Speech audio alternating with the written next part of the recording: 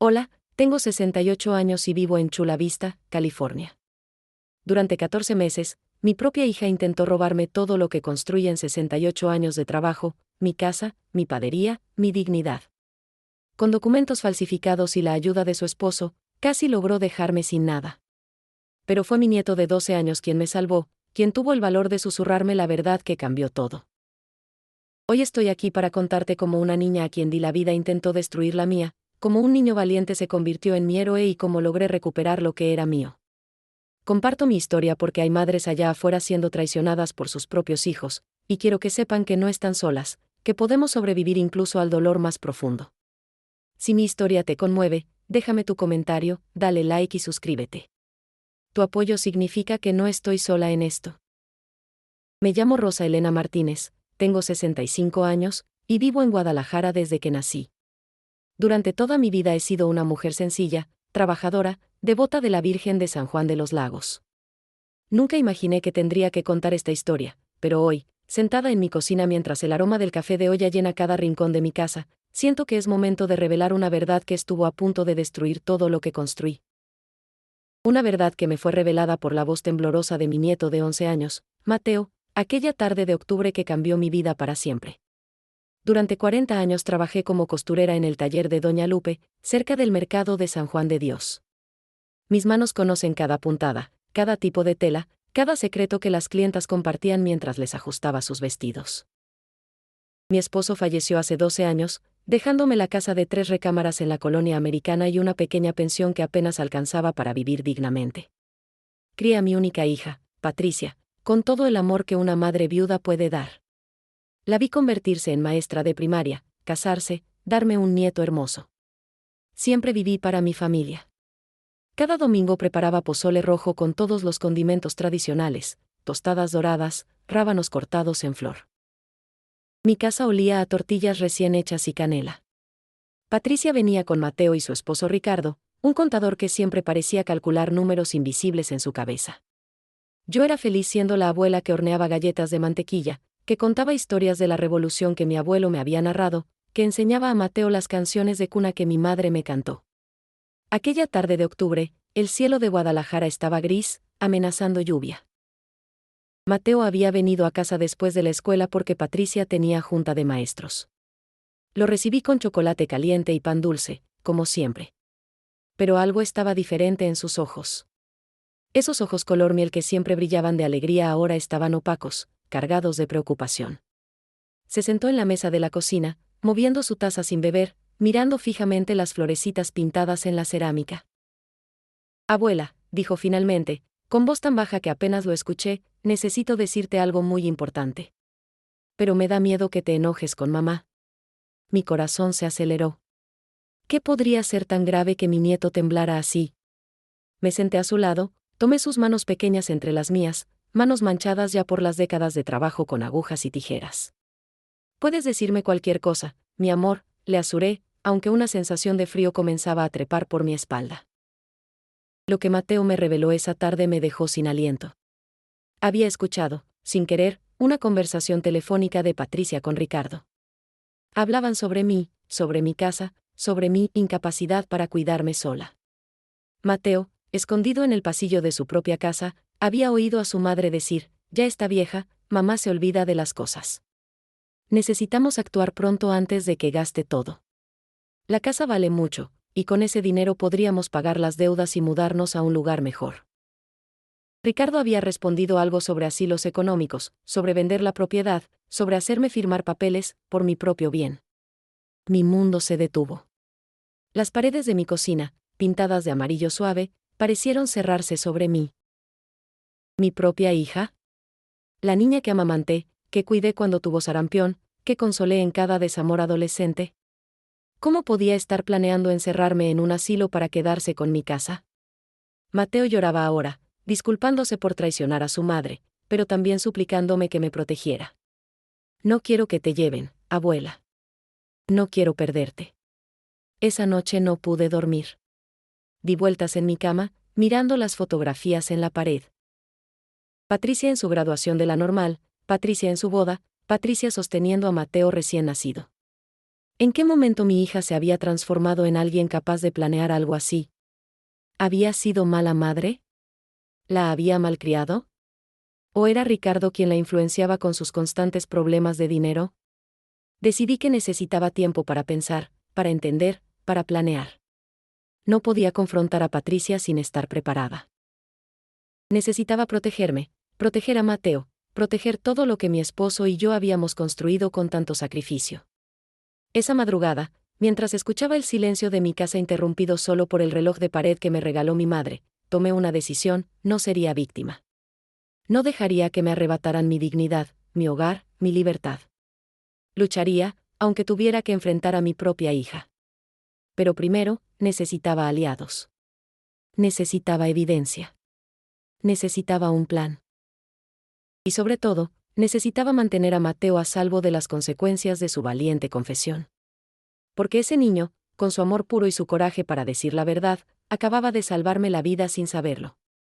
La mañana siguiente amaneció con ese sol brillante típico de Guadalajara que hace que todo parezca más esperanzador de lo que realmente es. Preparé mi desayuno como siempre: frijoles refritos, tortillas calientes, un poco de queso fresco desmoronado. Pero cada bocado me costaba trabajo. Mi mente no dejaba de repetir las palabras que Mateo había escuchado. ¿Cómo podía mi hija pensar que yo no era capaz de cuidarme? Tenía 65 años, no 90. Mis manos todavía cosían perfectamente, mi mente recordaba cada cumpleaños de la familia, cada receta de cocina, cada oración. Decidí que mi primera aliada sería Esperanza, mi comadre de toda la vida. Nos conocimos cuando nuestras hijas estaban en el kinder, hace más de 30 años. Ella vivía a 6 cuadras de mi casa, en una casita pintada de azul cielo con macetas de geranios rojos en cada ventana. Esperanza era viuda como yo, pero tenía 3 hijos que la visitaban constantemente y le habían dado 8 nietos. Siempre le envidié sanamente por esa familia numerosa y unida. Llegué a su casa cerca del mediodía, con una bolsa de pan dulce recién comprado en la panadería de Don Chema. Esperanza me recibió con su sonrisa amplia, pero su expresión cambió cuando vio mi rostro. ¿Qué te pasa, comadre? Te ves como si hubieras visto un fantasma. Nos sentamos en su patio, bajo la sombra del árbol de mango que ella misma había plantado hace 20 años. El aire olía a jazmines y tierra mojada de la mañana. Y ahí, entre sorbos de té de canela, le conté todo. Esperanza escuchó en silencio, su rostro pasando de la sorpresa a la indignación. Cuando terminé, golpeó la mesa con la palma de su mano. Esa muchacha. ¿Cómo puede siquiera pensar en hacer eso? Tú la criaste sola, le diste todo. Pero luego, más calmada, añadió: comadre, necesitas protegerte legalmente. Mi hijo Javier es abogado. Déjame hablar con él. Y también necesitas revisar tus papeles, tu testamento, todo. Tenía razón. No podía actuar solo con emociones. Necesitaba ser inteligente. Esa tarde, Esperanza organizó una reunión discreta. Su hijo Javier vino a su casa, un hombre de 40 años con lentes y actitud seria pero amable. Me explicó muchas cosas que yo no sabía. Resulta que sin mi consentimiento explícito y notariado, nadie podía venderme mi casa. Pero me advirtió: doña Rosa, hay formas de manipular a personas mayores. Si alguien puede probar que usted no está en sus facultades mentales, podría obtener una tutela legal. Esas palabras me helaron la sangre. ¿Era ese el plan? ¿Hacerme parecer senil? Javier me recomendó varios pasos inmediatos. Primero, hacerme una evaluación médica completa que certificara mi capacidad mental. Segundo, revisar todos mis documentos legales y asegurarme de que estuvieran en orden. Tercero, documentar cualquier intento de manipulación. Y cuarto, agregó con seriedad: tenga mucho cuidado con lo que firma. No firme nada sin leerlo completamente y sin que yo lo revise primero. Los días siguientes fueron un torbellino de actividad. Fui al centro de salud donde la doctora Ramírez, que me conocía desde hacía 15 años, me hizo exámenes exhaustivos. Pruebas de memoria, de orientación, de capacidad cognitiva. Me sentí como una estudiante haciendo exámenes de nuevo. Pero cada pregunta respondida correctamente era una pequeña victoria. La doctora Ramírez sonrió al final: Rosa, estás perfectamente bien. Tu mente está más clara que la de muchas personas de 40 años. Me dio un certificado médico oficial. Era mi primera arma de defensa. Mientras tanto, traté de comportarme con normalidad frente a Patricia. Cada domingo seguía preparando pozole, seguía recibiendo a mi familia con la misma sonrisa. Pero ahora observaba. Observaba cómo Patricia miraba la casa, cómo hacía comentarios sutiles sobre el mantenimiento necesario, sobre lo grande que era para mí sola. Ricardo hablaba constantemente sobre inversiones, sobre oportunidades, sobre planificación para el futuro. Yo asentía, sonreía, servía más comida. Pero por dentro, estaba tomando notas mentales de cada palabra. Mateo se convirtió en mi pequeño espía sin quererlo. No le pedí que escuchara conversaciones, pero él estaba atento.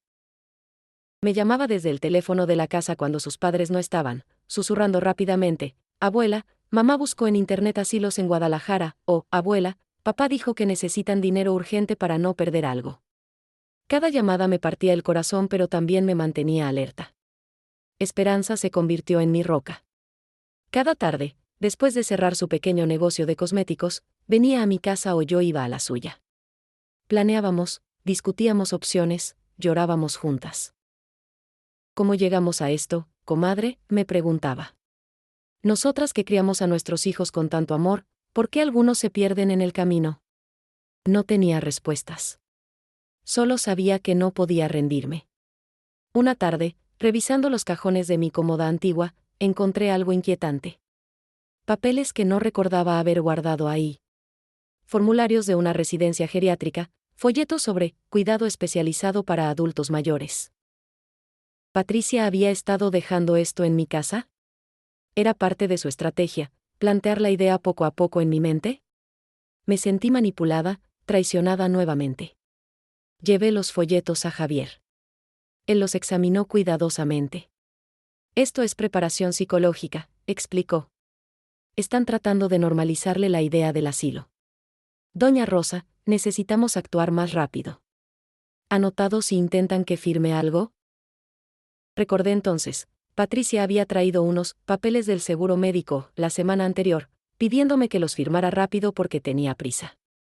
No los firmé, dije que los revisaría después. Ella se había molestado ligeramente pero no insistió. Ahora entendía por qué.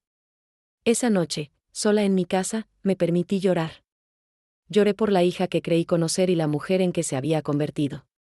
Lloré por los domingos que ya no podría disfrutar con inocencia. Lloré por Mateo, atrapado en medio de esta terrible situación. Pero cuando terminé de llorar, me sequé las lágrimas, encendí una veladora a la Virgen de Guadalupe, y le pedí fuerza. No para venganza, sino para justicia. No para castigar, sino para protegerme. Y sobre todo, para encontrar la manera de rescatar a mi hija de este camino oscuro antes de que fuera demasiado tarde para todos nosotros. 2 semanas después de mi conversación con Javier, comencé a notar cambios sutiles en el comportamiento de Patricia. Sus visitas se volvieron más frecuentes, pero más breves. Llegaba con la excusa de solo pasar a verte, mamá, pero siempre terminaba revisando algo: el refrigerador para ver si tenía suficiente comida, el botiquín para verificar mis medicinas, las ventanas para comentar sobre seguridad. Cada inspección venía acompañada de frases cargadas: mamá, ¿no crees que esta casa es demasiado grande para ti? ¿O te has sentido confundida últimamente? Es normal a tu edad. Una tarde de noviembre, Patricia trajo a una mujer que presentó como su nueva amiga, Lupita, trabajadora social de una residencia para adultos mayores. No fue coincidencia. Lupita recorrió mi casa con ojos profesionales mientras tomaba café en mi cocina. Hablaba suavemente sobre comunidades de retiro, sobre socialización entre personas de la misma edad, sobre seguridad las 24 horas. Patricia asentía entusiasmada: ¿verdad que suena maravilloso, mamá? Estarías tan bien cuidada. Fingí interés mientras mi corazón se aceleraba. Pedí los folletos de la residencia, para pensarlo bien. En cuanto se fueron, llamé a Esperanza. Investigamos juntas. La residencia costaba 20,000 pesos mensuales, una cantidad que yo nunca podría pagar con mi pensión. La conclusión era obvia: para meterme ahí, Patricia necesitaría vender mi casa primero. El plan se volvía más claro y más doloroso. Mateo seguía siendo mi fuente de información más valiosa. Una tarde, mientras lo ayudaba con su tarea de matemáticas en mi comedor, me contó sobre una discusión que había escuchado entre sus padres. Ricardo gritaba sobre deudas, sobre acreedores que llamaban constantemente, sobre la necesidad urgente de solucionar el problema. Patricia lloraba diciendo que no quería lastimar a su madre, pero que no tenían otra opción. Mateo me miró con ojos llorosos. Abuela, ¿por qué necesitan tanto dinero? Decidí investigar. Con la ayuda de Javier, descubrimos información preocupante. Ricardo había perdido su trabajo como contador hacía 8 meses y no me lo habían dicho. Había estado mintiendo, saliendo cada mañana como si fuera a la oficina. Las deudas se habían acumulado, tarjetas de crédito, préstamos personales, mensualidades atrasadas de su auto. Patricia, con su salario de maestra, no alcanzaba a cubrir todo. Estaban desesperados, y mi casa representaba su salvación financiera. Comencé a sentir algo inesperado, compasión mezclada con mi dolor. Mi hija no era una villana de telenovela. Era una mujer asustada, presionada, tomando decisiones terribles por desesperación. Pero eso no justificaba lo que planeaban hacerme. Podía entender sus razones sin aceptar sus métodos. Esperanza me recordaba constantemente: comadre, el amor de madre no significa convertirte en mártir. Javier me sugirió algo inteligente: enfrentar a Patricia con sutileza, darle oportunidad de ser honesta antes de tomar medidas legales más severas. Si realmente es solo desesperación y no maldad, explicó, tal vez podamos encontrar una solución que no destruya a la familia. Decidí intentarlo. Un domingo, después de la comida familiar, pedí hablar con Patricia a solas. Salimos al pequeño jardín trasero donde ella jugaba de niña. Las bugambilias moradas estaban floreciendo, llenando el aire con su delicado aroma. Comencé cuidadosamente: hija, he notado que estás preocupada. ¿Hay algo que quieras contarme? Vi el pánico en sus ojos, la lucha interna entre confesar y seguir mintiendo.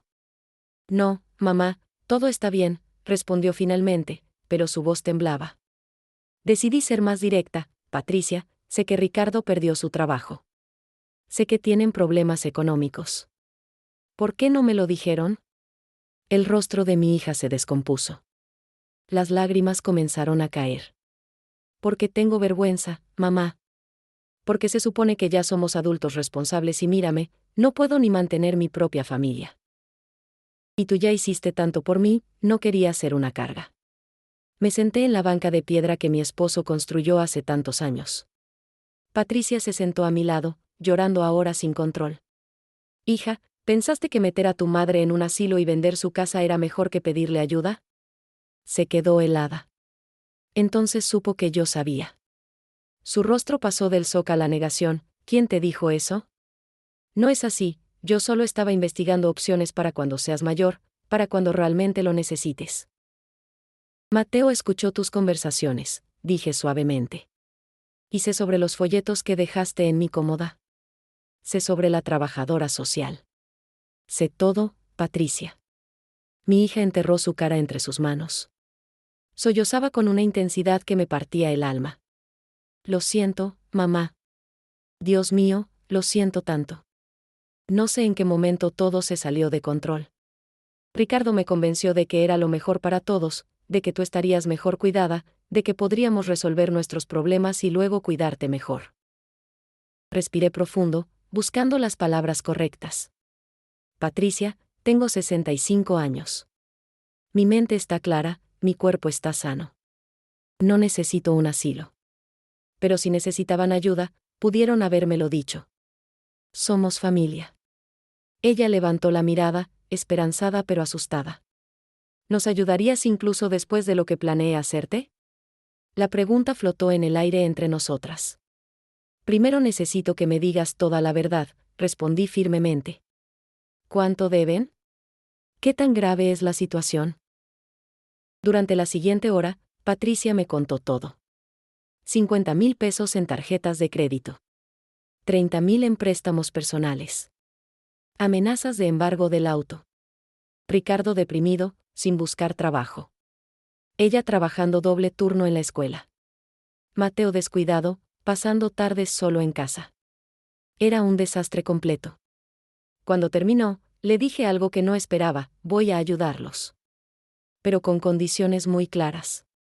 1. Ricardo busca ayuda profesional y encuentra trabajo en 3 meses. 2. Tú y yo vamos a terapia familiar para reconstruir la confianza. 3. Nunca, jamás, vuelves a considerar controlar mi vida sin mi consentimiento. Y 4. Esto se hace legalmente, con contratos que Javier va a redactar. No es un regalo, es un préstamo que pagarán cuando puedan. ¿Entendido? Patricia me abrazó llorando. Sentí su cuerpo temblar contra el mío, tal como cuando era niña y tenía pesadillas. No merezco tu ayuda, mamá, susurró. Tal vez no, respondí honestamente, pero mereces la oportunidad de enmendarte. Y Mateo merece tener una madre que no está destruida por la culpa. Nos quedamos así, abrazadas bajo el atardecer de Guadalajara, mientras el cielo se teñía de naranjas y rosas. Era un comienzo frágil, pero era un comienzo. Los días siguientes fueron complicados. Ricardo se resistió inicialmente a mi ayuda, su orgullo masculino herido por tener que aceptar dinero de su suegra. Lo cité en mi casa una tarde, sin Patricia, para hablar de hombre a mujer, o mejor dicho, de suegra a yerno. Preparé café de olla, el mismo que le servía cada domingo cuando todo parecía normal. Nos sentamos en mi sala, rodeados de fotografías familiares que parecían burlarse de nuestra situación actual. Ricardo, comencé sin rodeos, Patricia me contó todo. Sé del desempleo, de las deudas, de la presión que has estado sintiendo. Él miraba el suelo, su postura era de un hombre derrotado. No quería que te enteraras así, doña Rosa. Quería resolver todo yo solo, demostrar que podía cuidar de mi familia. Su voz se quebró ligeramente en la última palabra. Por primera vez, vi al hombre detrás del plan, alguien también desesperado y asustado. Le expliqué mi propuesta, un préstamo de 40,000 pesos con contrato legal, pagadero en pequeñas mensualidades cuando pudiera. Pero también le exigí algo más difícil que el dinero, honestidad. Necesito que me expliques cómo llegaron a considerar meterme en un asilo.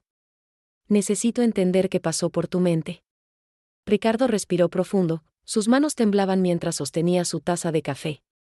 Fue gradual, comenzó finalmente. Primero solo pensábamos en pedir prestado.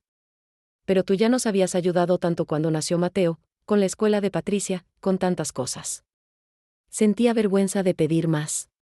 Hizo una pausa, buscando las palabras. Entonces vi un programa en la televisión sobre personas mayores que viven solas. Hablaban de accidentes domésticos, de soledad, de la ventaja de las residencias. Y pensé, tal vez sería bueno para doña Rosa. Tal vez estaría mejor cuidada. Y si vendíamos la casa, podríamos usar el dinero para las deudas y para pagar una buena residencia. ¿Y en qué momento? Pregunté cuidadosamente, ¿pasó de ser una idea para mi beneficio a ser una necesidad para resolver sus problemas? Ricardo bajó la cabeza completamente. No lo sé exactamente. Las llamadas de los acreedores eran constantes. La presión crecía cada día. Patricia lloraba cada noche. Y de repente, la idea se volvió la solución a todo. Me convencí a mí mismo de que todos ganaríamos. Hizo una pausa larga. Me equivoqué terriblemente, doña Rosa. No tengo excusa. Sentí una mezcla de emociones. Enojo por la traición, pero también tristeza por ver a este hombre, padre de mi nieto, tan quebrado. Ricardo, el problema no fue que tuvieran dificultades económicas. El problema fue que decidieron resolver sus problemas quitándome mi libertad y mi hogar sin siquiera preguntarme. Dejé que las palabras resonaran en el silencio de la sala. Soy una persona, no una propiedad a ser administrada. Él asintió, lágrimas corriéndole por las mejillas. Lo sé. Y voy a pasar el resto de mi vida tratando de compensarlo. Le entregué entonces el contrato que Javier había preparado, detallando cada peso, cada plazo, cada condición. También incluía las cláusulas sobre buscar trabajo y asistir a terapia. Esto no es solo dinero, Ricardo. Es un compromiso de que van a cambiar, a ser honestos, a reconstruir la confianza. Tomó el documento con manos temblorosas y lo leyó completamente. La semana siguiente, los tres fuimos a la notaría. Javier estuvo presente para asegurarse de que todo fuera legal y claro. Firmamos documentos, establecimos términos de pago, acordamos revisiones trimestrales. Patricia apretaba mi mano constantemente, agradecida pero también avergonzada. Mateo estaba en la escuela, ajeno a estos procedimientos adultos, aunque él había sido quien salvó la situación con su valentía. Con el dinero, pagamos las deudas más urgentes. Ricardo comenzó terapia con un psicólogo especializado en crisis laborales y depresión. Patricia y yo empezamos sesiones de terapia familiar cada martes por la tarde. Las primeras sesiones fueron difíciles. Había tanto dolor acumulado, tanta desconfianza que reconstruir. La terapeuta, la doctora Mendoza, nos guió pacientemente a través de ejercicios de comunicación, de expresión emocional, de establecimiento de límites saludables. En una sesión particularmente intensa, Patricia me preguntó algo que me tomó desprevenida: «Mamá, ¿alguna vez podrás volver a confiar en mí?». La pregunta flotó en el consultorio pequeño que olía a lavanda y tenía paredes pintadas de verde menta. Pensé cuidadosamente antes de responder. No sé, hija. La confianza se construye con acciones consistentes, no con palabras. Pregúntame en 6 meses, en 1 año. Pregúntamelo cada vez que demuestres que tu palabra vale algo. Mientras tanto, mi relación con Mateo se fortaleció aún más. Cada fin de semana venía a mi casa y cocinábamos juntos. Le enseñé a hacer gorditas de requesón, tacos dorados de papa, arroz rojo tradicional. Mientras cocinábamos, hablábamos de valores, de honestidad, de la importancia de hacer lo correcto incluso cuando es difícil. Fuiste muy valiente al contarme la verdad, le decía siempre. Muchos niños habrían tenido miedo y habrían guardado el secreto. Pero era sobre ti, abuela, respondía él con esa simplicidad infantil que va directo al corazón. No podía dejar que te lastimaran. Sus palabras me recordaban por qué había valido la pena pelear, porque había elegido ayudar en lugar de castigar. Mateo necesitaba una familia funcional, no una familia destruida por venganza o resentimiento. Ricardo comenzó a buscar trabajo activamente. Envió currículums, asistió a entrevistas, aceptó trabajos temporales mientras encontraba algo estable. Lo vi transformarse lentamente de un hombre derrotado a alguien con propósito renovado. Una tarde vino a mi casa con una caja de pan dulce y una sonrisa tímida: «Doña Rosa, conseguí trabajo. Es en una empresa pequeña, el sueldo no es tanto como antes, pero es honesto y tiene futuro». Lo abracé, sorprendiéndolo y sorprendiéndome a mí misma. «Estoy orgullosa de ti», le dije sinceramente. Esperanza observaba todo con su sabiduría de comadre vieja. «Hiciste bien, Rosa», me decía durante nuestras tardes de té. Algunos dirían que fuiste débil por ayudarlos después de lo que te hicieron. Pero yo creo que fuiste fuerte. Es más fácil cerrar la puerta que mantenerla abierta con condiciones claras. Sus palabras me daban paz en momentos de duda, cuando me preguntaba si había sido tonta o demasiado blanda. Los meses pasaban y la familia comenzaba a sanar, lentamente pero consistentemente. Los domingos volvían a ser días de pozole y risas, aunque ahora había una honestidad subyacente que antes no existía.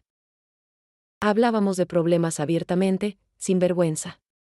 Patricia compartía sus dificultades en el trabajo. Ricardo hablaba sobre los desafíos de su nuevo empleo. Y yo compartía mis propios miedos sobre el envejecimiento, sobre estar sola, sobre el futuro. La comunicación honesta, aunque dolorosa, nos estaba sanando. 6 meses después de aquella primera conversación difícil con Patricia, las cosas habían cambiado considerablemente. La familia estaba en un proceso de reconstrucción lento pero genuino. Ricardo mantenía su trabajo y había comenzado a hacer pequeños pagos mensuales del préstamo. Patricia seguía en terapia individual además de nuestras sesiones juntas. Mateo parecía más relajado, más como el niño despreocupado que debía ser. Una tarde de primavera, Esperanza me invitó a una reunión en la parroquia de Nuestra Señora del Refugio. Era un grupo de apoyo para personas mayores que vivían solas. «Comadre, necesitas expandir tu círculo», insistió. «No puedes vivir solo para tu familia. Necesitas tu propia vida también». Tenía razón. Durante años había definido mi existencia completamente a través de mi hija y mi nieto. Era tiempo de descubrir quién era Rosa Elena Martínez más allá de madre y abuela. El grupo resultó ser revelador. Éramos 12 personas, la mayoría viudas, algunas solteras, todas mayores de 60 años. Compartíamos historias, miedos, sueños que creíamos demasiado tarde para perseguir. Conocí a Aurora, una señora de 70 años que había comenzado clases de pintura después de jubilarse. A Fernando, viudo de 68 años que viajaba solo por México documentando iglesias antiguas. A Margarita, quien había empezado un pequeño negocio de repostería desde su casa. Estas personas me mostraron algo fundamental: la vida no terminaba a los 65. Podía tener propósito, pasión, independencia. Comencé a tomar clases de bordado artístico en el Centro Cultural. Retomé mi amor por la costura, no como trabajo sino como arte.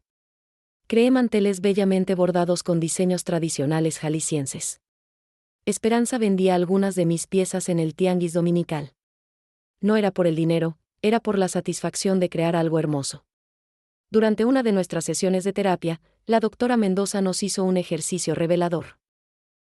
Nos pidió a Patricia y a mí que escribiéramos cartas una a la otra, expresando todo lo que no habíamos dicho. Pasé una semana escribiendo, borrando, reescribiendo. Cuando finalmente leí mi carta en voz alta en el consultorio, lloré. Le dije a Patricia cuánto me había lastimado su plan, pero también cómo entendía su desesperación. Le expresé mi miedo de envejecer sola, de ser una carga, de perder mi independencia. Patricia también leyó su carta. Habló de la presión constante de ser la hija perfecta, de sentir que nunca había cumplido completamente mis expectativas.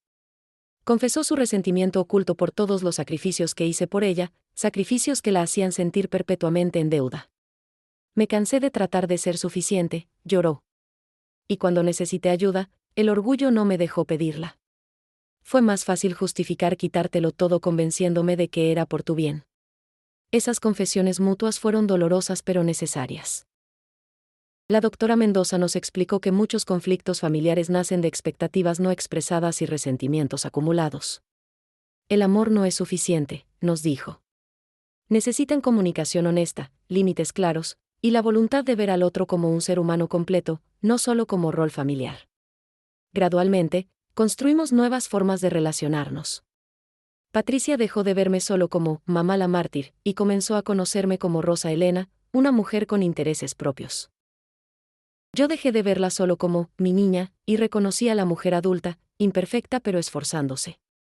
Establecimos límites saludables: no más visitas sin avisar, no más decisiones sobre mi vida sin consultarme, no más secretos sobre dificultades financieras. Mateo florecía en este nuevo ambiente familiar. Sus calificaciones mejoraron. Volvió a reír libremente. Una tarde, mientras hacíamos tamales juntos en mi cocina, me preguntó: abuela, ¿hice mal en contarte el secreto de mamá? Me arrodillé a su altura, mirándolo a los ojos. Mateo, hiciste lo correcto. A veces amar a alguien significa no guardar sus secretos cuando esos secretos pueden lastimar. Salvaste a esta familia siendo valiente. Ricardo demostró su compromiso de maneras inesperadas. Comenzó a hacer reparaciones en mi casa sin que yo se lo pidiera. Arregló la llave que goteaba, pintó la cerca del jardín, instaló barandales de seguridad en el baño. No es para que necesites un asilo, bromeaba, es para que puedas vivir segura en tu propia casa muchos años más. Esos pequeños gestos reconstruían la confianza mejor que cualquier discurso. Una noche, Patricia llegó a mi casa con una caja. Mamá, encontré esto limpiando el closet. Era mi vestido de novia, guardado en papel de china amarillento. También fotografías antiguas, cartas que mi esposo me había escrito durante nuestro noviazgo. Nos sentamos en la sala, revisando memorias. Patricia me hizo preguntas sobre mi vida que nunca había hecho: cómo conocí a su padre, cuáles eran mis sueños de juventud, que sacrifiqué para criarla sola. Siempre te vi como invencible, mamá, confesó. Nunca pensé en ti como una persona que también tiene miedos, dudas, sueños incumplidos. Te puse en un pedestal y luego me resentí por no poder alcanzarlo. Tomé su mano, arrugada ahora con las preocupaciones de sus propios 40 años. Soy humana, hija. Siempre lo fui. Cometí errores criándote. Probablemente fui sobreprotectora, sacrifiqué demasiado, no te enseñé que pedir ayuda está bien. Esa noche marcó un cambio profundo. Dejamos de ser madre e hija atrapadas en roles rígidos y nos convertimos en dos mujeres, de diferentes generaciones, tratando de entenderse mutuamente. Hablamos hasta la madrugada, tomando té de manzanilla, compartiendo verdades que habían estado enterradas bajo años de asumir y no comunicar. El grupo de la parroquia decidió organizar un taller sobre prevención de abuso a personas mayores. Me pidieron compartir mi historia. Dudé inicialmente, avergonzada. Pero Esperanza me convenció: tu historia puede ayudar a otros, comadre. Puede enseñar a familias a comunicarse antes de que lleguen al extremo. Acepté, con la condición de que Patricia también estuviera presente, contando su perspectiva. Fue difícil pero liberador. 30 personas escucharon cómo habíamos estado al borde de destruirnos mutuamente por falta de comunicación y exceso de orgullo. Patricia habló honestamente sobre la desesperación que justifica lo injustificable. Yo hablé sobre la importancia de mantenerse alerta pero también compasiva. Varios asistentes lloraron, compartiendo sus propias historias de familias fracturadas por dinero, por expectativas, por secretos. Después del taller, una señora mayor me abrazó llorando: gracias por darme esperanza. Mi hija y yo no nos hablamos hace 2 años por un malentendido sobre mi casa. Voy a llamarla mañana. En ese momento entendí que nuestro dolor tenía propósito más allá de nosotras mismas. Podía ser semilla de sanación para otras familias. 1 año después de aquella revelación de Mateo, la vida había encontrado un nuevo ritmo. No era la inocencia de antes, pero era algo más sólido, una familia consciente de su fragilidad, trabajando activamente para mantener la unión. Los pagos mensuales del préstamo llegaban puntualmente. Patricia y Ricardo habían logrado estabilizar su situación económica. Mateo, ahora de 12 años, mostraba una madurez poco común para su edad. Pero las verdaderas pruebas de nuestra sanación llegaron cuando menos lo esperábamos. En mayo, recibí un diagnóstico que sacudió todo: necesitaba cirugía de la vesícula biliar. No era grave, pero requería operación y recuperación de varias semanas. Por primera vez desde la traición, estaría verdaderamente vulnerable, dependiendo de mi familia para cuidados básicos. El miedo me paralizó. ¿Y si esto reactivaba sus planes? ¿Y si mi debilidad los tentaba nuevamente? Esperanza notó mi ansiedad. Comadre, este es el momento de la verdad. O confías en que han cambiado o vives en miedo perpetuo. No puedes sanar completamente sin dar este salto de fe. Tenía razón, pero el terror era real. La noche antes de decidir sobre la cirugía, Mateo vino a visitarme. Se sentó a mi lado en el sofá, tomó mi mano con seriedad poco común en alguien tan joven. Abuela, sé que tienes miedo. Pero mamá y papá son diferentes ahora. He estado observando. Mamá va a terapia, papá va a su grupo de apoyo, hablan entre ellos de verdad. Sus ojos color miel me miraban con comprensión profunda. Y si algo sale mal, yo te protegeré otra vez. Siempre te voy a proteger. Las lágrimas rodaron por mis mejillas. Este niño, con su amor incondicional, me daba el coraje que necesitaba. Decidí proceder con la cirugía. Patricia insistió en ser quien me cuidara durante la recuperación. Mamá, déjame hacer esto. Necesito demostrarte que puedes confiar en mí. Acepté, aunque pedí que Esperanza también estuviera presente los primeros días, una red de seguridad que Patricia entendió y aceptó sin ofenderse. La cirugía fue exitosa. Desperté en el hospital con Patricia sosteniendo mi mano, lágrimas de alivio en sus ojos. ¿Estás bien, mamá? Todo salió perfecto. Los días siguientes fueron reveladores. Patricia me cuidó con una dedicación que me recordó cuando ella era bebé y yo la atendía durante fiebres nocturnas. Me ayudaba a bañarme, preparaba mis comidas siguiendo instrucciones del doctor, administraba mis medicinas puntualmente. Ricardo también participó activamente. Instaló una campanita junto a mi cama para que pudiera llamar si necesitaba algo durante la noche. Traía películas para que viéramos juntos. Preparaba caldo de pollo con ese toque especial de jengibre que a mí me encanta. Estos pequeños actos de servicio sin esperar nada a cambio me mostraban que el cambio era real, no solo palabras en sesiones de terapia.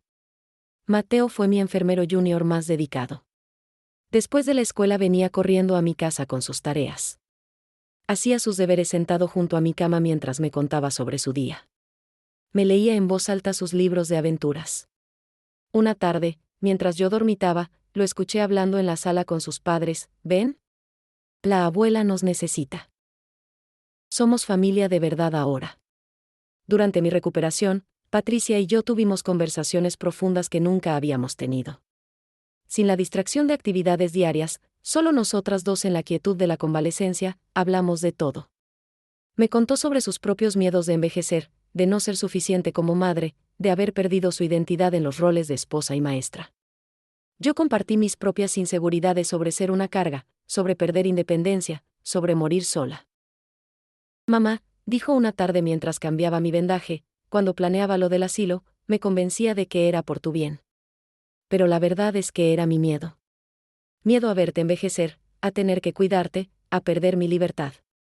Es horrible admitirlo, pero es la verdad. Su honestidad brutal me dolió, pero también me liberó. Por fin entendía completamente sus motivaciones. Patricia, respondí cuidadosamente, tú también tienes derecho a tu vida. Cuidar de un padre anciano es difícil. Pero la solución no es encerrarme sin mi consentimiento. La solución es hablar, planear juntas, encontrar opciones donde yo mantenga mi dignidad y tú mantengas tu cordura. Esa conversación abrió un diálogo sobre el futuro que nunca habíamos tenido, qué haríamos cuando yo realmente necesitara más ayuda, cómo mantener mi independencia mientras ella también tenía vida propia. Javier visitó durante mi recuperación para revisar el contrato del préstamo. Se sentó en mi sala, impresionado por la transformación familiar. Doña Rosa, he visto muchos casos de conflictos familiares. La mayoría terminan en rupturas permanentes. Ustedes están escribiendo una historia diferente. Le agradecí su guía legal, pero también su compasión al manejar el caso. Esperanza, mi comadre fiel, estuvo presente cada día. Traía comida preparada para aligerar la carga de Patricia. Se sentaba conmigo por las tardes, tejiendo mientras yo descansaba. ¿Sabías que esto iba a funcionar, verdad?, le pregunté una tarde. Ella sonrió sabiamente, tenía esperanza, comadre. La esperanza no es certeza, pero es suficiente para intentarlo. 2 meses después de la cirugía, ya recuperada, organizamos una cena familiar en mi casa. Era la primera vez que cocinaba para todos desde el incidente. Preparé mole poblano, el platillo más laborioso que conozco, símbolo de amor y esfuerzo.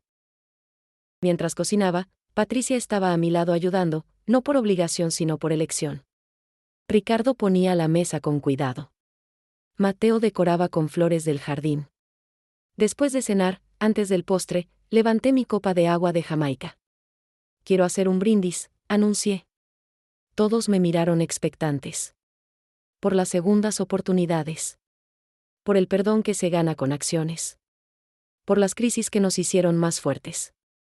Y por el amor que, aunque imperfecto, fue suficiente para mantenernos juntos. Chocamos copas, y en ese sonido cristalino escuché la promesa de un futuro mejor. Patricia me abrazó después, susurrando en mi oído, gracias por no rendirte con nosotros, mamá. Le apreté la mano, las madres no se rinden con sus hijos. Pero ahora sé que tampoco debo sacrificarme completamente por ellos. Encontramos el balance. Y en ese balance frágil pero genuino, nuestra familia encontró su nueva forma de existir. Conforme los meses continuaban, nuestra historia comenzó a tocar más vidas de las que imaginé. El taller en la parroquia había plantado semillas.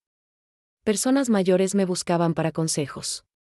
Familias en conflicto pedían escuchar nuestra experiencia.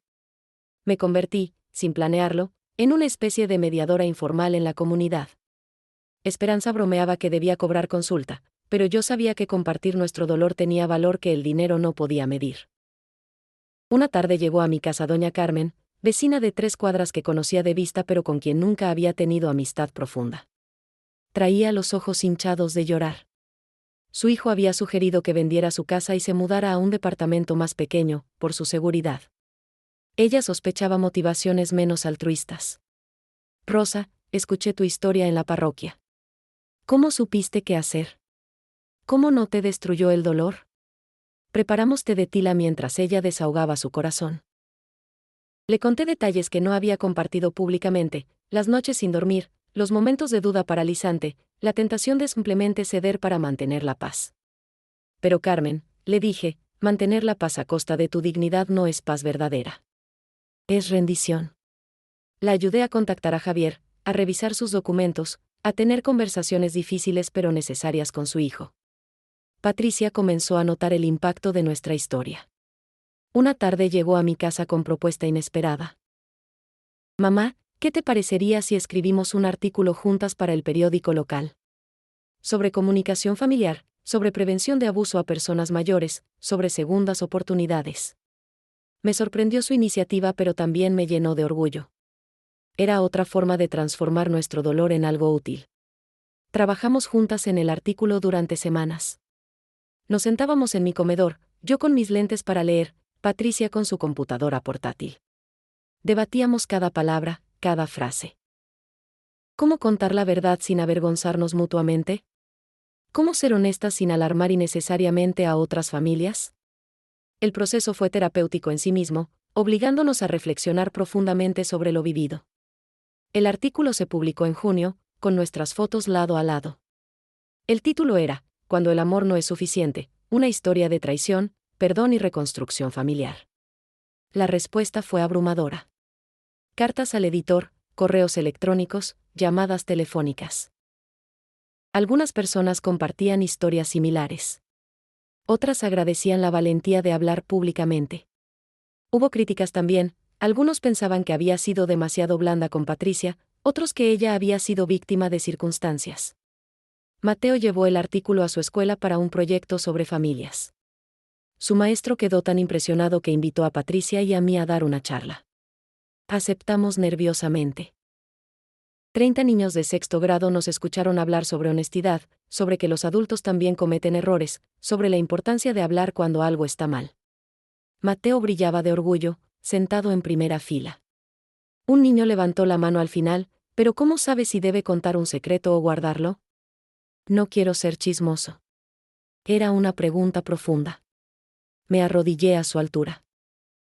Si el secreto puede lastimar a alguien, especialmente a alguien vulnerable, no es chisme contarlo a un adulto de confianza. Es protección. Mateo protegió a su abuela. Eso no es chisme, es valentía. El niño asintió, pensativo. Ricardo, sorprendentemente, también encontró forma de contribuir. Su empresa organizaba eventos de responsabilidad social. Propuso un programa de asesoría financiera gratuita para personas mayores, ayudándolas a proteger sus bienes y evitar abusos económicos. Es mi forma de compensar, me explicó. No puedo deshacer lo que casi hice, pero puedo ayudar a que otros no cometan los mismos errores. El programa tuvo éxito. Ricardo descubrió una pasión inesperada por ayudar a personas mayores a navegar finanzas complejas, herencias, fraudes comunes. La ironía no se me escapó. El hombre que había planeado aprovecharse de su suegra ahora dedicaba tiempo libre a proteger a otros de esquemas similares. La redención viene en formas sorprendentes. Nuestro círculo de sanación se expandió cuando la doctora Mendoza nos pidió participar en un grupo de apoyo para familias en crisis. Una vez al mes, Patricia, Ricardo y yo asistíamos a sesiones donde otras familias luchaban con conflictos similares. Compartíamos nuestra historia, escuchábamos otras, ofrecíamos lo que habíamos aprendido dolorosamente. Conocimos a familias en todas las etapas del conflicto. Algunas apenas comenzando a notar señales de alarma. Otras en medio de batallas legales devastadoras. Algunas ya rotas, buscando si había forma de reconstruir. Nuestra presencia ofrecía algo valioso, prueba viviente de que la reconciliación era posible. No fácil, no rápida, pero posible. Una señora mayor, doña Beatriz, me abrazó llorando después de una sesión. Mi hija no me habla hace 3 años. Pelea por mi herencia con sus hermanos. Pensé que nunca volvería a tener familia. Pero ustedes me dan esperanza. No pude prometerle que su familia sanaría como la nuestra. Cada situación es única. Pero pude prometerle que valía la pena intentarlo, que el perdón liberaba tanto al que perdona como al perdonado. Patricia maduró profundamente a través de este proceso. La vi transformarse de alguien que había cometido error terrible a alguien que usaba ese error como combustible para bien mayor. No se escondía de su pasado, lo enfrentaba públicamente, ofreciéndolo como lección. Si mi vergüenza puede salvar una familia, me dijo una noche, entonces tal vez todo esto tuvo propósito. Esperanza observaba todo con su sabiduría característica. Comadre, están creando legado. No solo sanaron su familia, están sanando la comunidad. Sus palabras me hicieron reflexionar. Había comenzado este viaje solo queriendo protegerme, sobrevivir. Nunca imaginé que terminaría siendo catalizadora de conversaciones más amplias sobre vejez, familia, dignidad. El grupo de la parroquia organizó serie de talleres más formales. Invitamos abogados, trabajadores sociales, psicólogos. Hablamos sobre señales de abuso a personas mayores, sobre cómo tener conversaciones difíciles sobre finanzas y planificación futura, sobre límites saludables entre generaciones. La comunidad respondió con hambre de información y apoyo. Una tarde, después de uno de estos talleres, una mujer joven se me acercó tímidamente. Señora Rosa, yo soy la hija que está pensando cosas terribles sobre mi madre. Escuché su historia y reconocí mis propios pensamientos. La desesperación que describen, la justificación. Necesito ayuda antes de hacer algo de lo que me arrepienta. La abracé, llorando ambas. Su honestidad preventiva era tan valiente como la confesión posterior de Patricia. Conecté a esta joven con recursos, consejería financiera, terapia, grupos de apoyo para cuidadores estresados. Le presenté a Patricia, quien pudo hablar con autoridad sobre ese camino peligroso y cómo desviarse de él. Semanas después me contó que había tenido conversación honesta con su madre, buscando soluciones juntas. Me salvó de convertirme en villana de mi propia historia, me agradeció. 2 años después de aquella revelación inicial de Mateo, enfrentamos la prueba más significativa de nuestra reconstrucción familiar. Mi hermana Lucía en Aguascalientes sufrió derrame cerebral severo. Necesitaba cuidados extensivos y su familia, abrumada, pidió ayuda. Era decisión difícil, podía dejar mi casa, mi rutina, mi recién estabilizada vida familiar para irme meses a Aguascalientes. ¿Qué pasaría con mi casa vacía? ¿Confiaría en Patricia para cuidarla? La noche que recibí la llamada sobre Lucía, mi casa se llenó de tensión palpable. Patricia estaba presente cuando contesté. Vio mi expresión cambiar de preocupación a angustia. Cuando colgué, el silencio fue denso. Ambas sabíamos lo que esta situación significaba. Era prueba de fuego para la confianza reconstruida tan cuidadosamente durante 2 años. Mamá, dijo Patricia finalmente, tienes que ir. Lucía te necesita. Asentí, pero mi siguiente pregunta flotó pesada en el aire, ¿y mi casa? Patricia respiró profundo. Yo la cuidaré. Vendré a regar las plantas, a revisar que todo esté bien, a pagar servicios. Y si no confías en mí sola, dale copia de llaves a Esperanza también. Pero tienes que ir con tu hermana. Esperanza, cuando le conté, fue directa como siempre. Comadre, este es el momento. O confías o no confías. No puedes vivir en zona gris para siempre. Tenía razón. Durante 2 años habíamos reconstruido, pero nunca probado realmente la confianza con algo tan significativo como dejar mi hogar completamente en manos de Patricia. Convoqué reunión familiar en mi sala. Patricia, Ricardo, Mateo, Esperanza, incluso Javier. Les expliqué la situación. Necesito ir a Aguascalientes probablemente 3 meses. Lucía necesita cuidados que solo familia puede dar con amor verdadero. Miré directamente a Patricia. Necesito saber que mi casa, mi espacio, mi refugio, estará seguro. Patricia lloró pero mantuvo compostura. Mamá, entiendo que es difícil confiar después de todo. No te pediré confianza ciega. Propongo esto, Esperanza tendrá llaves y vendrá conmigo cada vez que visite la casa. Javier puede preparar documento dándole a ella autoridad legal sobre la propiedad mientras estés fuera. Grabaré video cada vez que entre, mostrando que todo está bien. Y llamaremos diariamente. Ricardo añadió, Doña Rosa, también preparé plan financiero para los próximos 3 meses. Cuánto necesita para Aguascalientes, cómo manejamos servicios de su casa, todo documentado. Transparencia total. Mateo, ahora de 13 años, intervino con su seriedad característica, abuela, yo también vigilaré. Vendré con mamá cada vez. Soy tu guardián, ¿recuerdas? Sus propuestas me conmovieron. No estaban ofendidos por mi cautela. Entendían que confianza rota toma tiempo sanar. Acepté las condiciones. Javier preparó documentación legal temporal. Esperanza recibió autorización.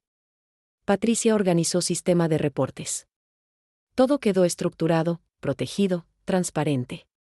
La noche antes de partir a Aguascalientes, Patricia vino a ayudarme a empacar. Mientras doblaba ropa, habló suavemente. Mamá, Sé que parte de ti teme volver y encontrar la casa vendida, o papeles firmados, o alguna traición nueva. Se detuvo, mirándome directo. No puedo prometerte perfección. Pero puedo prometerte que he trabajado demasiado duro estos 2 años para tirarlo por la borda. Esta casa es tu hogar, tu seguridad. La protegeré como protegería a Mateo. Partí a Aguascalientes con corazón dividido. Lucía necesitaba mi ayuda desesperadamente.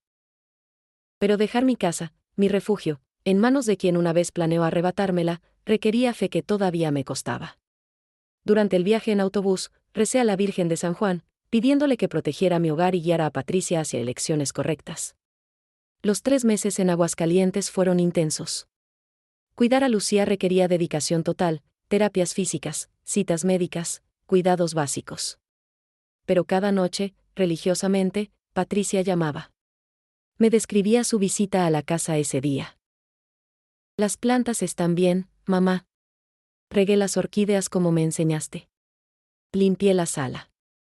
Todo está intacto. Esperanza confirmaba cada reporte independientemente. Patricia enviaba fotos detalladas. La sala exactamente como la dejé. Mi cuarto sin tocar. Las plantas saludables. Los santos en sus lugares. Cada imagen era píldora de paz, calmando mis miedos nocturnos. Ricardo enviaba reportes financieros semanales, servicios pagados, ningún gasto extraño, cuentas claras. Mateo grababa videos caseros.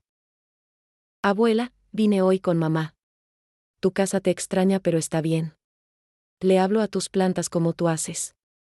Creo que me escuchan. Su inocencia me hacía reír y llorar simultáneamente. Este niño, catalizador de todo, seguía siendo mi ancla de esperanza. A mitad del tercer mes, llegó prueba inesperada. Tormenta severa golpeó Guadalajara. Llamé pánico a Patricia. Hija, las ventanas de la cocina a veces filtran agua con viento fuerte. Hay que poner toallas. Patricia ya estaba allá. Mamá, llegué apenas empezó la tormenta. Recordé que me contaste sobre las ventanas. Ya puse toallas, revisé el techo, todo está protegido.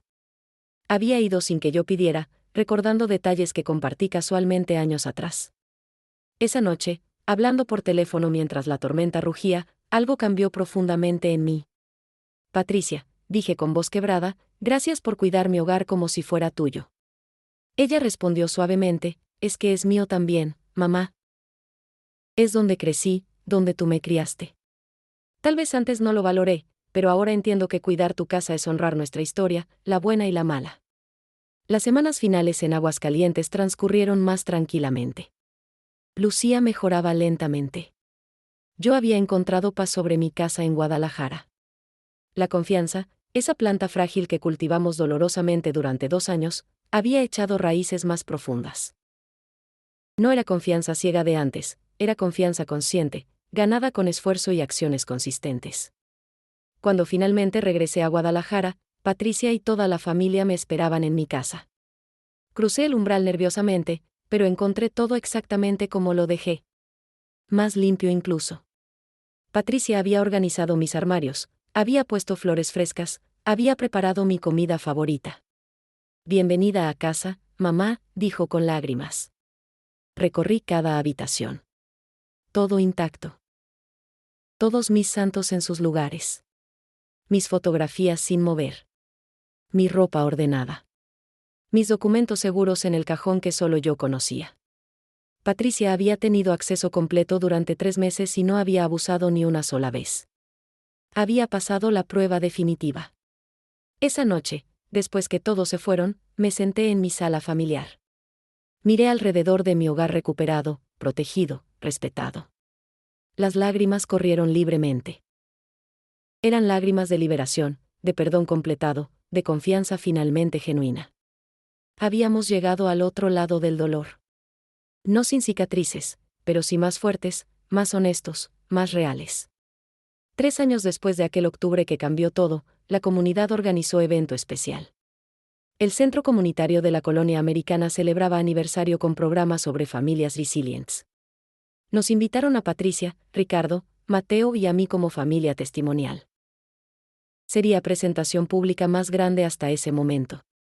Frente a más de 200 personas, contaríamos nuestra historia completa. Los días previos al evento estuve nerviosa. Una cosa era compartir con grupos pequeños, otra muy diferente era exponer nuestra herida familiar ante la comunidad entera. Patricia también estaba ansiosa. Mamá, ¿y si la gente me juzga? ¿Y si piensan que soy monstruo? Tomé sus manos, ahora con algunas canas prematuras por el estrés vivido. Entonces les mostraremos que los monstruos no existen, solo personas que cometen errores y personas que eligen cambiar. La noche del evento, el auditorio estaba lleno. Reconocí vecinos, miembros de la parroquia, personas del grupo de apoyo, incluso algunos que solo conocíamos de vista. Esperanza estaba en primera fila, con su sonrisa alentadora. Javier también asistió, apoyando desde su lugar. La doctora Mendoza, nuestra terapeuta, coordinaba el panel. Comenzó Mateo, ahora adolescente de 14 años, alto y con voz más grave. Tenía 11 años cuando descubrí que mi mamá planeaba algo malo contra mi abuela. Fue la decisión más difícil de mi vida contarle. Amaba a mi mamá, pero también amaba a mi abuela. Entendí que a veces amar significa decir verdades difíciles. Su voz temblaba pero mantuvo compostura. El auditorio estaba en silencio absoluto. Patricia habló después. Se paró frente al micrófono, vulnerable, expuesta. Soy Patricia. Y hace 3 años planeé engañar a mi madre, quitarle su casa, meterla en asilo contra su voluntad. Hizo pausa, dejando que las palabras pesaran. Lo hice por desesperación económica. Pero también por cobardía. Era más fácil victimizarla que admitir mis fracasos. Era más fácil controlarla que pedirle ayuda humildemente. Lágrimas corrían libremente por su rostro. Mi hijo me delató. Y al principio lo odié por eso. Lo culpé por destruir nuestra familia. Pero con el tiempo entendí, él salvó nuestra familia. Me salvó de convertirme en alguien irreconocible. Me dio oportunidad de arrepentirme antes de que fuera tarde. Patricia miró directamente al público. Si alguien aquí está considerando algo similar, por favor, deténgase. El dinero se recupera. La dignidad de sus padres, una vez robada, nunca se recupera completamente. Ricardo tomó el micrófono con manos temblorosas. Yo fui el catalizador. Mis problemas financieros presionaron a Patricia hacia decisiones terribles.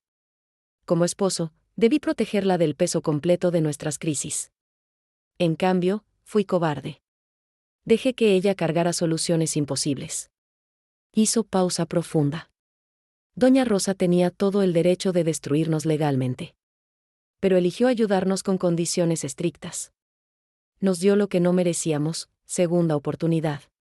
Hemos pasado 3 años demostrando que esa fe no fue desperdiciada. Finalmente me tocó hablar.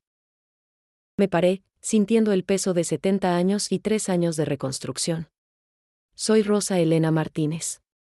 Cuando mi nieto me reveló el plan, mi mundo colapsó. La traición de hija propia es dolor único. Quise castigar, quise justicia severa, quise protegerme aislándome de quien me lastimó. Miré a Patricia, luego al público. Pero el castigo no sana. Venganza no restaura. Elegí camino más difícil, exigir cambio genuino mientras ofrecía ayuda estructurada. No fue perdón instantáneo. Fue proceso de 3 años con terapia, contratos legales, límites claros, transparencia total. Hubo retrocesos, dudas, momentos de querer rendirme. Mi voz se quebró. Pero aprendí algo fundamental: la familia no es sangre automática. Familia es compromiso diario de elegirse mutuamente, de trabajar por confianza, de transformar dolor en crecimiento. La doctora Mendoza abrió sesión de preguntas. Una señora mayor levantó la mano tímidamente. ¿Cómo supo que era seguro perdonar? ¿Cómo supo que no la traicionarían nuevamente? La pregunta resonaba con miedos que yo misma había enfrentado. Nunca supe con certeza, respondí honestamente. Confianza después de traición nunca es garantizada. Pero las acciones consistentes durante 3 años me dieron evidencia. No fe ciega, sino fe informada por comportamiento demostrado. Un hombre joven preguntó a Patricia, ¿cómo vive con la culpa? ¿Cómo perdona a sí misma? Patricia cerró ojos brevemente. No estoy segura de haberme perdonado completamente. Algunos días la culpa es abrumadora. Pero en lugar de hundirme en ella, la transformo en acción. Ayudo a otras familias. Comparto mi vergüenza para prevenir vergüenzas ajenas. La redención no es destino, es camino que recorro diariamente. Mateo recibió pregunta de adolescente en la audiencia: ¿vale la pena traicionar la confianza de tus padres así? Mi nieto pensó cuidadosamente. Traicionar confianza duele. Pero permitir abuso duele más. Si mi abuela hubiera terminado en asilo contra su voluntad, me habría odiado toda la vida por no haber hecho nada. Prefiero que mi mamá se haya enojado conmigo temporalmente que vivir con ese remordimiento para siempre. Después de preguntas formales, algo extraordinario sucedió. Una familia en la audiencia se paró. Madre anciana, hija de mediana edad, nieto joven. La hija habló con voz quebrada: nosotros estamos viviendo esto ahora mismo. He estado considerando cosas similares. Ver esta familia, su dolor pero también su sanación, me da esperanza de que hay otro camino. Se acercó a nosotros, llorando. Patricia la abrazó. Dos mujeres en lados opuestos del mismo camino doloroso, encontrándose en abrazo de entendimiento mutuo. Otras personas se acercaron después. Algunas compartiendo historias similares. Otras agradeciendo por hablar abiertamente sobre tema tabú. Una trabajadora social tomó notas, planeando usar nuestro caso como estudio para entrenar a otros profesionales. El evento que temíamos se convirtió en catalizador de sanación comunitaria más amplia. Esa noche, de regreso en mi casa, nos sentamos todos en la sala. Exhaustos emocionalmente pero también liberados. Lo hicimos, dijo Patricia suavemente. Contamos nuestra verdad completa públicamente. Y el mundo no se acabó. Sonreí: el mundo no se acaba con la verdad. Se acaba con las mentiras sostenidas. Mateo, acostado en el sofá con su adolescente desinterés característico, comentó: fue raro ver a todos llorar. Pero también fue bueno. Como que nuestro dolor sirvió para algo más grande.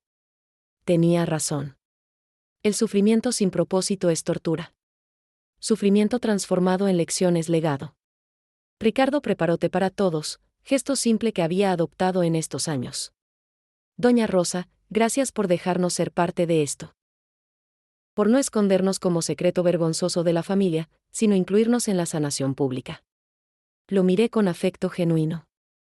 Este hombre que una vez facilitó planes oscuros ahora preparaba té para la familia en paz. La transformación humana es milagro cotidiano que no valoramos suficientemente. Esa noche, después que todos se fueron, me senté sola en mi cocina. 3 años atrás, en esta misma cocina, Mateo me había revelado la verdad que cambió todo. 3 años de dolor, trabajo, terapia, perdón gradual, reconstrucción constante. Miré alrededor de mi hogar, todavía mío, todavía seguro. Pero más que eso, miré hacia mi familia, todavía junta, todavía trabajando, todavía eligiéndose mutuamente cada día. Hoy, 4 años después de aquella revelación de Mateo, miro mi vida con perspectiva que solo el tiempo y el perdón pueden dar. Tengo 69 años. Mi casa sigue siendo mi refugio. Mis manos todavía bordan manteles hermosos.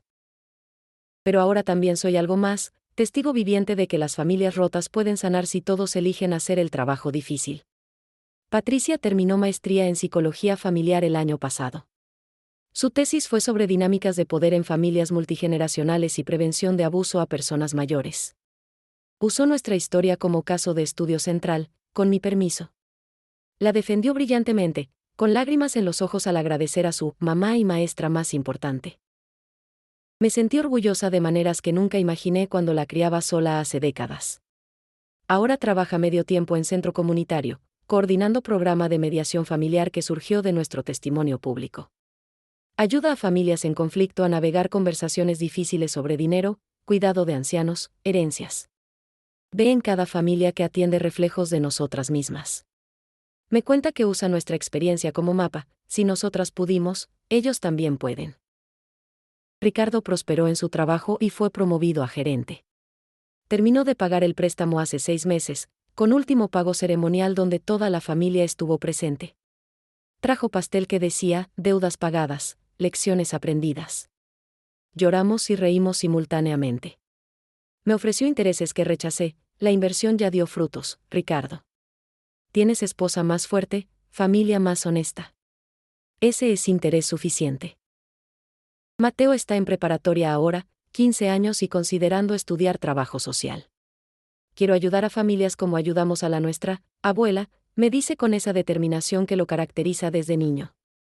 Sigue siendo mi guardián autoproclamado, visitándome varias veces por semana, verificando que esté bien. Ya no desde miedo de que alguien me lastime, sino desde amor puro. Esperanza, mi comadre fiel, sigue siendo mi confidente y compañera de té. Lo lograste, comadre, me dice a menudo. No solo salvaste tu casa, salvaste tu familia. Pero yo sé que no fui solo yo. Fue Mateo con su valentía. Fue Patricia eligiendo cambiar. Fue Ricardo haciendo el trabajo duro. Fue Esperanza sosteniendo mi mano. Fue comunidad abrazándonos en lugar de juzgarnos. La sanación nunca es esfuerzo individual. El grupo de la parroquia sigue reuniéndose mensualmente. Ahora facilito talleres sobre establecimiento de límites saludables con familia. Comparto no desde pedestal de víctima redimida, sino desde humildad de alguien que todavía trabaja en perdonar completamente cada día. Porque el perdón no es evento único, es decisión diaria de no aferrarse al resentimiento. Hace 2 meses organizamos evento familiar especial. No cumpleaños ni aniversario, simplemente celebración de familia. Invitamos a todos quienes fueron parte de nuestra sanación, Javier el abogado, la doctora Mendoza, familias del grupo de apoyo, amigos de la parroquia. Preparamos comida para 50 personas. Patricia y yo cocinamos juntas mole poblano, pozole, tamales. Trabajar juntas en cocina, espacios antes cargados de tensión, ahora fluía naturalmente. Durante la celebración, Patricia pidió atención de todos. Se paró con copa de agua de Jamaica levantada. Quiero hacer brindis especial. Por mi madre, Rosa Elena Martínez, quien eligió el perdón cuando habría sido más fácil elegir venganza. Quien me enseñó que ser madre no significa ser mártir, sino ser firme en amor y clara en límites. Me miró directamente. Mamá, pasé años tratando de ser hija perfecta. Fallé espectacularmente. Pero me diste algo mejor que perfección, me diste oportunidad de ser hija real, con fallas y todo, trabajando para ser mejor cada día. Levantamos copas, brindamos, y en ese momento sentí círculo completo cerrarse.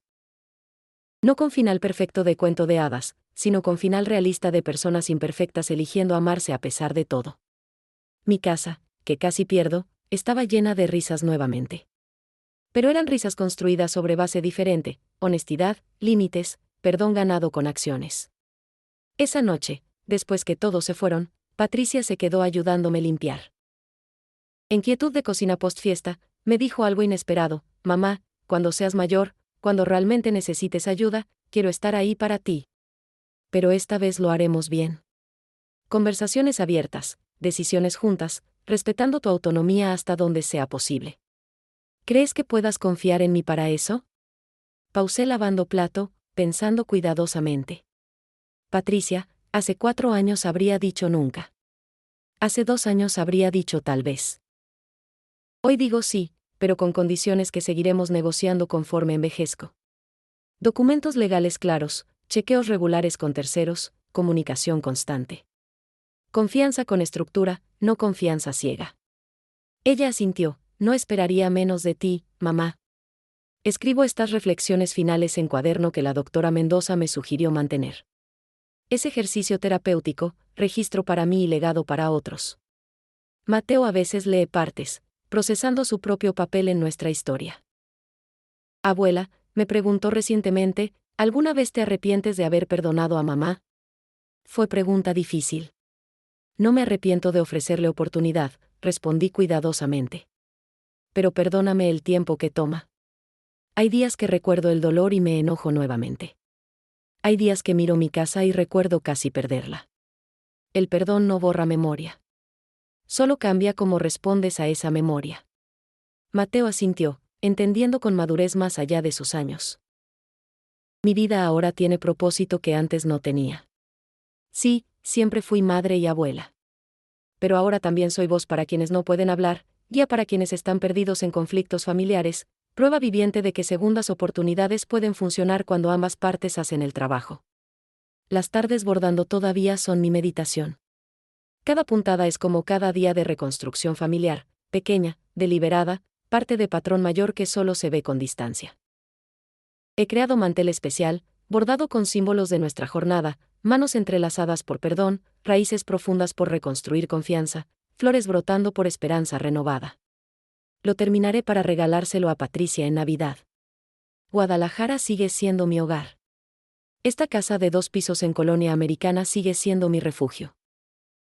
Pero ahora es más que eso, es testimonio de que lo que casi se pierde puede recuperarse, de que las traiciones pueden transformarse en lecciones, de que las familias imperfectas pueden ser más fuertes que familias que pretenden perfección. Cuando me acuesto cada noche, miro fotografías en pared de habitación. Patricia en todas las etapas de su vida. Mateo creciendo en secuencia de Marcos. Mi esposo, fallecido hace tantos años, sonriendo desde su retrato. Y nueva foto, toda la familia junta en evento comunitario hace meses, sonrisas genuinas, no perfectas pero reales. Le susurro a las fotografías antes de dormir, lo logramos. No fue fácil. No fue rápido. No fue indoloro. Pero lo logramos. Y en ese reconocimiento silencioso, encuentro paz que dinero o posesiones nunca podrían dar. La paz de saber que familia, esa construcción frágil y resiliente, puede sobrevivir tormentas más fuertes de lo que imaginamos. Mi historia comenzó con traición descubierta por niño valiente. Continuó con dolor, terapia, perdón condicional, reconstrucción gradual. Y termina aquí, 4 años después, no con final sino con continuación. Porque las familias no terminan mientras elijan seguirse construyendo día a día. A cualquiera que lea esto algún día, ofrezco esta verdad: el perdón no es debilidad. Límites no son falta de amor. Segundas oportunidades no son ingenuidad. Con trabajo honesto, estructura clara, y voluntad mutua de cambiar, las familias pueden sanar de heridas profundas. Mi nombre es Rosa Elena Martínez. Tengo 69 años. Vivo en Guadalajara. Y aprendí que el amor verdadero no es sacrificio ciego, sino compromiso consciente de elegir a las personas incluso cuando lastiman, mientras trabajen genuinamente por no volver a lastimar. Esta es mi historia. Nuestra historia. Historia de caída y levantada, de traición y perdón, de familia rota que eligió soldar sus grietas con oro de honestidad y trabajo duro. Las cicatrices permanecen, pero nos hacen más fuertes, no más débiles. Y eso, al final, es lo único que importa.